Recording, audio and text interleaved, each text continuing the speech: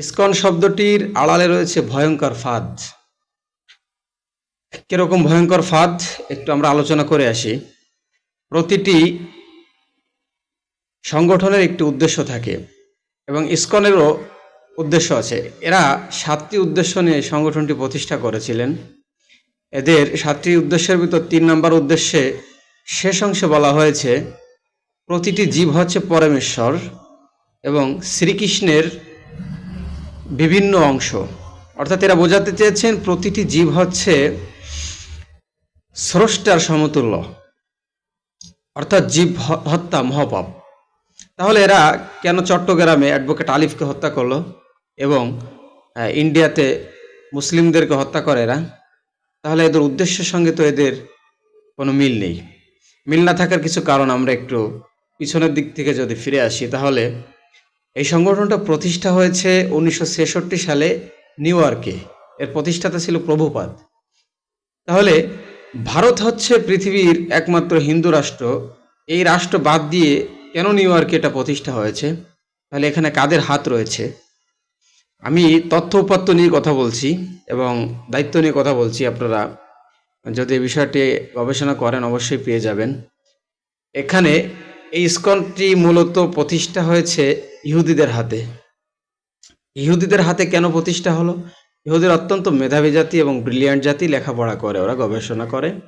ওরা জানে মোহাম্মদ সাল্লাল্লাহু আলাইহি ওয়াসাল্লাম 2টি যুদ্ধের সংকেত দিয়ে গেছেন।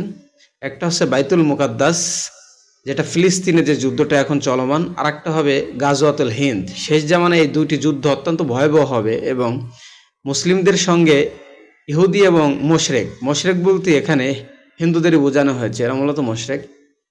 তাহলে মুসলিমদের সঙ্গে এই 2টি জাতির যুদ্ধ হবে। যেহেতু এই 2টি জাতির সঙ্গে মুসলিমদের যুদ্ধ হবে, এজন্য ইহুদিরা করলো কি, হিন্দুদের নাম দিয়ে ওরা একটা প্রতিষ্ঠান খুলে বসেছে, সেটা হচ্ছে ইসকন। ওরা হিন্দুদের দিয়ে এটা পরিচালনা করে। কারণ হচ্ছে ওরা জানে যে মুসলমানদের সঙ্গে আমাদের 2 জাতির যুদ্ধ হবে এবং কোরআনেও বলা হয়েছে যে তোমরা তোমাদের বন্ধুরূপে কখনোই এই 2 জাতিকে পাবা না, একটা হচ্ছে ইহুদি এবং একটা মোশরেক। অর্থাৎ হিন্দু এবং যে ইহুদি, এদেরকে কখনোই মুসলিমরা বন্ধুরূপে পাবে না। যদি এদের কাছে মানে এদের ধর্ম গ্রহণ করে একমাত্র, তাহলেই এদের সঙ্গে মুসলমানদের আসবে, কিন্তু ধর্মগ্রহণ করলে তো সে মুসলিম থাকবে না। তাহলে আমরা যেটা বুঝতে পারছি সেটা হচ্ছে ইহুদি এবং মোশরেকরা, হিন্দুরা এক হয়ে গাজওয়াতুল হিন্দ এবং ফিলিস্তিনের এই যুদ্ধের জন্য ওরা কাজ করে যাচ্ছে। এটা মূলত ইহুদিদের পাতানো একটি ফাঁদ। এখানে এরা টার্গেট নেয় নিম্নমানের হিন্দুদেরকে।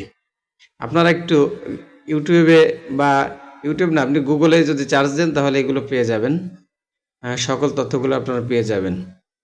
তাহলে এই যে একটি চূড়ান্ত যুদ্ধের জন্য ওরা প্রস্তুতি নিচ্ছে, ইসকনের নাম দিয়ে ইহুদিরা একটি ভয়ঙ্কর ফাঁদ পেতে রেখেছে মুসলিমদের জন্য।